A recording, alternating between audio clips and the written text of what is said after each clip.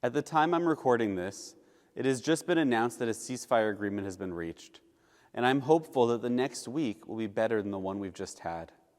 Because the news this week has been incredibly painful to take in. It's been another week that Israelis have lived under constant threat and fear of rockets. It's been another week of children running into bomb shelters rather than running outside with their friends. This week we've seen a rise in not just the spread of misinformation and propaganda, but of hate. We've seen a surge in anti-Semitic attacks across North America, cities such as Los Angeles, Tucson, and even here in our own city of Toronto. All of this has been painful to take in.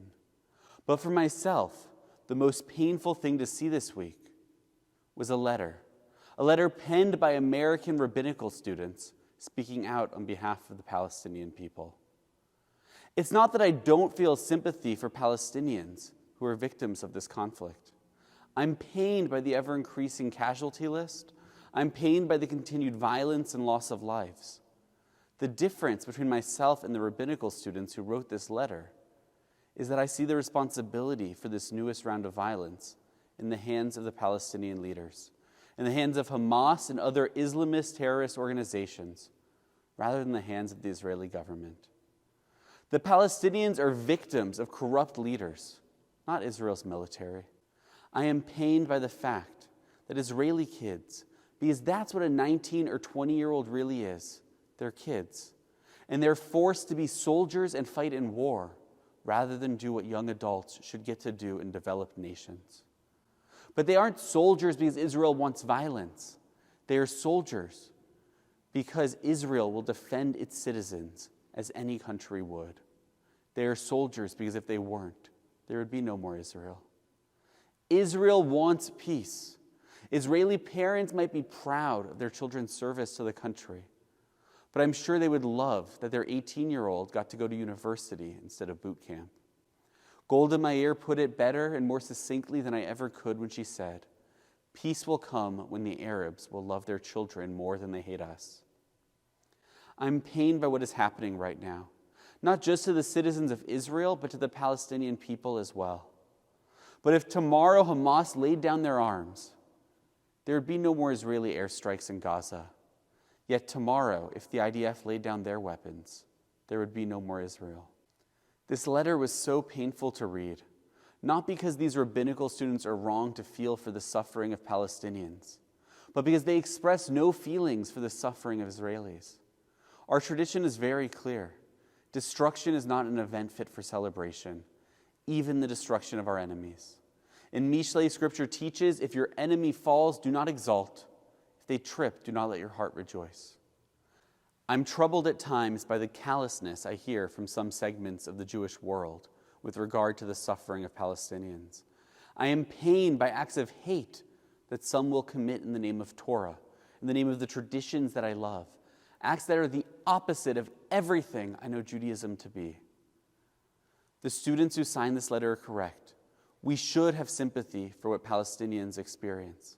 Hamas and other violent terrorist groups don't represent every Palestinian, just as not every white person is part of the KKK or every German was a Nazi. But what these students miss is that while they were feeling empathy for Palestinians, they forgot to feel anything at all for Israelis. For those who live in fear that rockets are being aimed at their homes, at their child's daycare, at their synagogue. For those who live in fear because their son or daughter is standing ready at the border as Israel's final line of defense. Paul Bloom, psychologist and professor at Yale University, published a book titled Against Empathy. Despite its controversial name, it's not an argument against having sympathy with or helping others. Instead, it points out the irrational results that can come from the misapplication of this emotion.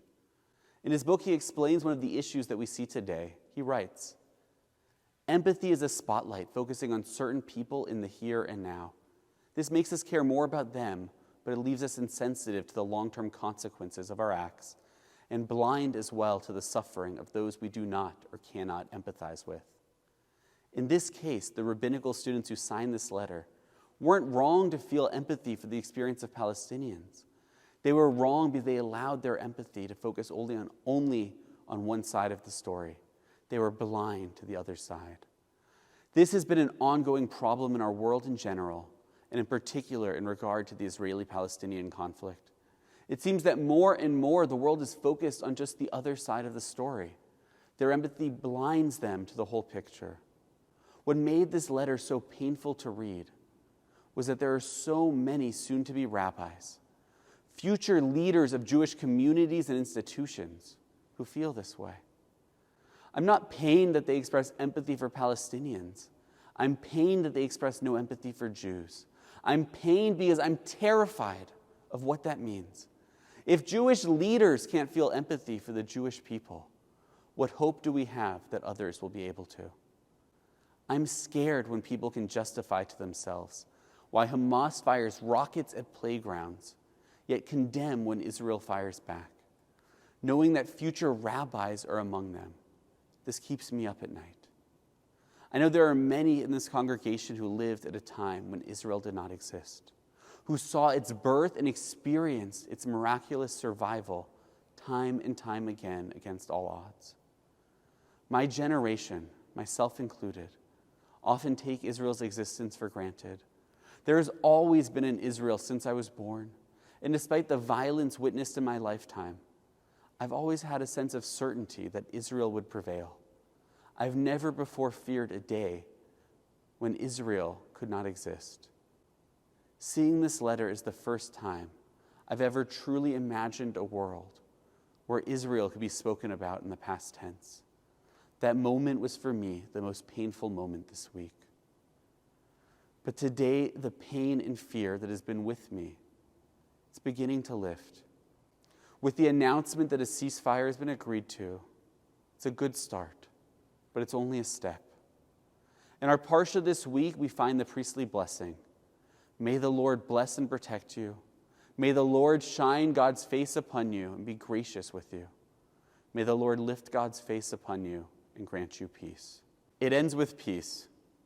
In the Midrash, Rabbi Shimon ben Chalafta teaches that peace is the final blessing God gave, because ein kli machzik bracha ele shalom.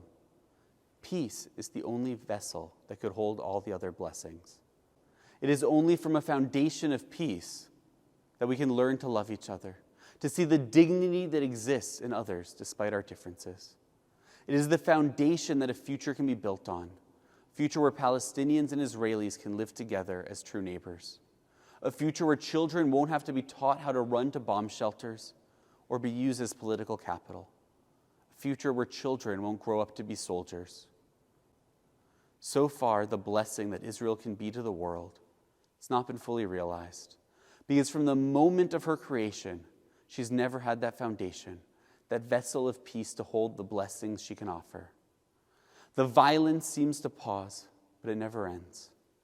Though I understand why some have come to believe that this is the best we can do, I have hope that we can break this cycle. I have hope because I have no other choice but to hope. This Shabbat, I pray for Israel. I pray for the people of Palestine, and I pray that each of us might be witness to the foundation of a new future. That with the foundation of peace, through Israel, the world can be blessed. Shabbat Shalom.